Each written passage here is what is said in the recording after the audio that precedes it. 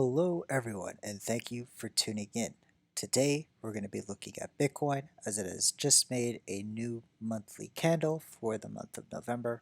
We're currently now entering in December, and to celebrate, I guess you could say, when we flip it to the BLX and then flip it to the monthly, we have made a, a new monthly candle high in Bitcoin's history.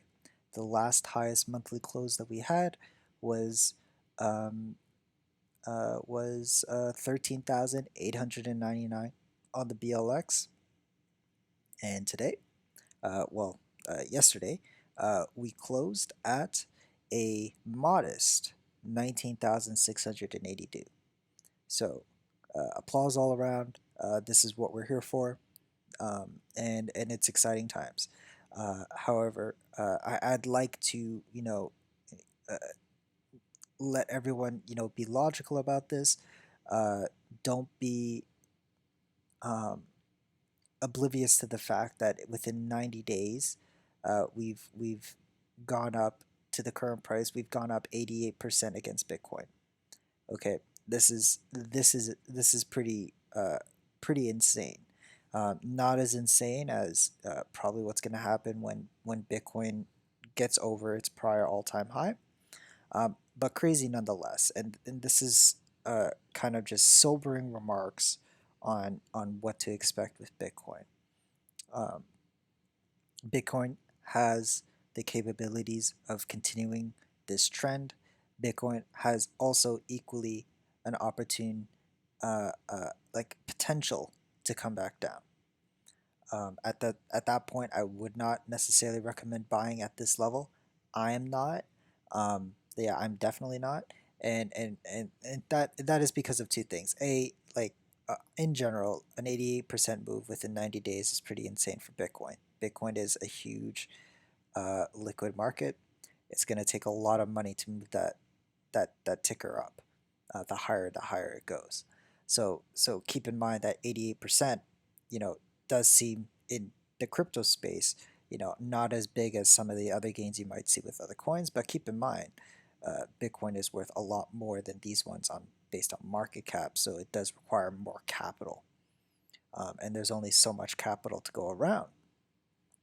Secondly, I did mention it has changed because we only wicked up that high, but we have in history, even during the prior bull market, this area here, every time we gotten up to a certain point on the RSI on Bitcoin, it crashed back down, and we're talking about levels of around 80 to about the low 90s on the RSI. Or you can talk about the not the previous bull run, but the one before that. It peaked as high as almost 100. When we look at this here in 2013, we were looking at 99 on the RSI, as well as like 95 on the RSI. I don't expect we ever get to that level again. It's entirely possible, but be aware 2013 Bitcoin was a lot less liquid than where we are now. Um, so currently, right now, we peaked out, closed at around 84, and we kind of corrected back the week after, losing about 2% on Bitcoin for the week. So keep that in mind. Whenever Bitcoin did reach up to this level, it did at least to some degree come back to the 20-week moving average every single time. And the biggest like example of that is the previous bull market. Now, where on the RSI it does correct to, well, you could say that, well, it comes down to around here, roughly speaking, with some exceptions, but we can make a tolerance band of sorts. You know what? It's probably better if we draw a rectangle. So when we come up to, say, here, down to here. So within this area here, uh, in regards to the RSI, we see that this is where the 20 week is in relation to the RSI every single time. You can see even the previous one. The previous time we hit the RSI, we were in this rectangle band here. So keep that in mind. Um, if you are considering buying Bitcoin, there's a very good chance, just as equal chance, I would argue, of it going up for it to come back down to the 20 week. And if you did buy at this level, then you're potentially looking at a drop of about 30%. Now, I think in the grand scheme of things, if you wait, long enough, Bitcoin will give you a break. I you know I would argue that this is not where Bitcoin stops running. Um, but I think the timeline is going to be a lot longer, and people who buy now might be not as patient as someone who said bought down here in this level of like 9,000 to like 12,000. However, some comforting words I would like to close on. If we flip it to the monthly, you can see that Bitcoin is right now currently 70 on the RSI. Last month, well, the month that we're in, sorry, the month of November, we peaked out about 74 on the RSI. Uh, the monthly RSI shows, clear peaks of where Bitcoin, basically tops out at, here and here, and you can see that on December 1st, 2017, where the month where Bitcoin peaked out, we went as high as 96 on the RSI. So you can argue that there is still a lot of room for the RSI to move up, and I would agree. However, it's not going to be a slingshot move to whatever number that takes, that will result in a high 90s on the RSI on Bitcoin on the monthly chart. It could potentially have down months and good months and down months and good months. If we see in the previous bull market, we did have bad months. Here in July and in August were down months. This month of March of 2017 was a down month. So it is possible to have red monthly candles. And currently right now we're trading in a monthly candle that's red. We're down 6% for the month. And even though it's December 2nd where I am. So uh, some comforting words. Uh, Bitcoin on the monthly RSI, not even close to where we would peak at. Um, so I would argue that this is not the blow off top. Definitely not the blow off top. But also keep in mind on shorter time frames like the weekly, we're kind of at the point where Bitcoin would tend to move back to the 20-week moving average. So that is always a possibility.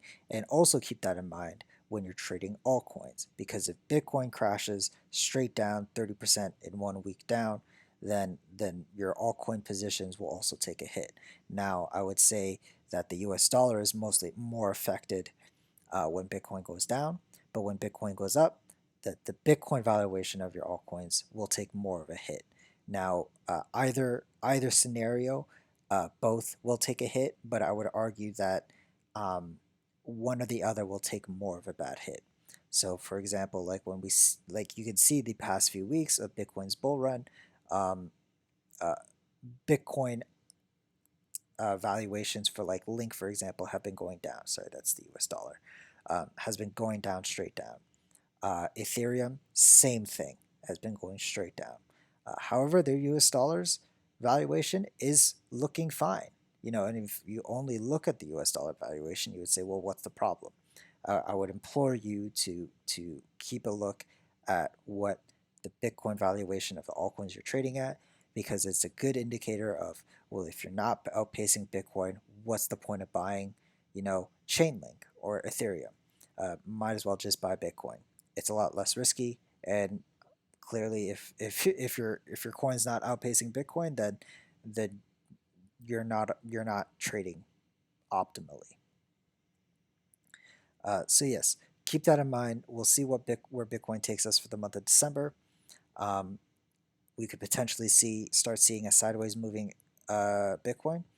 Uh, just under the 20 week. If it can do that, then altcoins will do amazing. Also keep in mind, okay. Also keep in mind the pace of the 20 week that's moving up, because the 20 week is our first line of defense. Uh, uh, in a bull market, if we believe we're in a bull market, Bitcoin usually bounces off the 20 week moving average, using it as support. We did it once for this current cycle. We'll see if we do it again. But the 20 week moving average is a lagging indicator, so it is behind, but it's still moving up. And when we see the past few weeks, it's been going up, a few $100s every week, around $400 or $500 every week. And if we take a measured move from, the first bounce, contact on the 20 week to where we are now, it's about $3,000 that was put on the 20 week moving average. Currently, right now, we're at 12,865. Another $3,000 would potentially bring us, if we go at the same pace, it would take us to about almost a $16,000 Bitcoin on the 20 week moving average, um, in a span of 90 days, right? So uh, if we just do that, so this line here, and where's 16? Oh, it would be just under 16,000, so it's 15.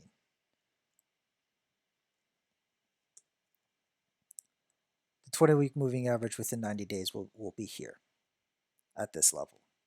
So keep that in mind. If we start moving sideways, then the 20 week moving average will kind of flatten out a bit. However, if it keeps moving up, then that 20 week moving average is just going to be right behind them. And I would argue, if we move up too quickly, um, there might be a chance where we might not be able to hold the 20 week. When we look at, say, the bull market of 2019, you can see how it's almost going straight up that 20 week moving average. And then you can argue that it was just simply too steep. Bitcoin couldn't hold it, keep up the pace. When you look at, like, could find a trend angle somewhere.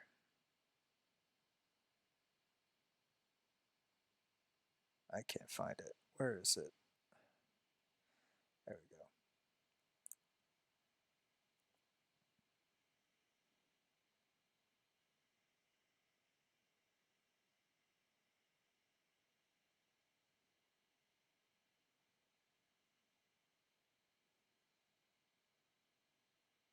So if we look at how Bitcoin was, if we take, say, for example, where the first contact of the 20 week was, to the all-time high, to when Bitcoin, made the all-time previous all-time high support.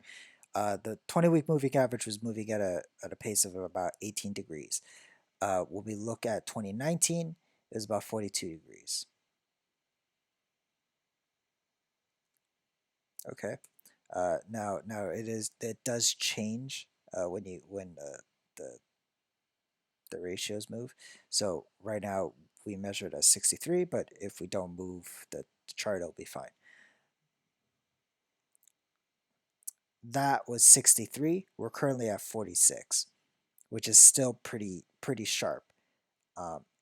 And if we, delete these for a second,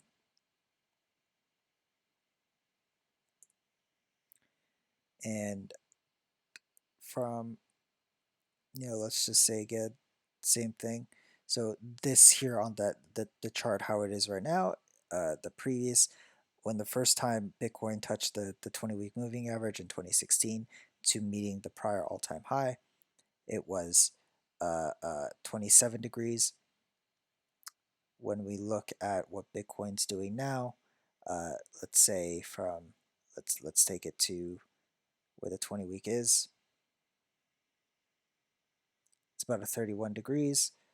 uh, if we take it to the price where it is right now, it's a 57 degrees. So it's still pretty sharp up, a few degrees sharp up. Not as bad as 2019, but sharper than 2016. And we know that Bitcoin didn't really start moving parabolically with a 20-week moving average past the prior all-time high as well.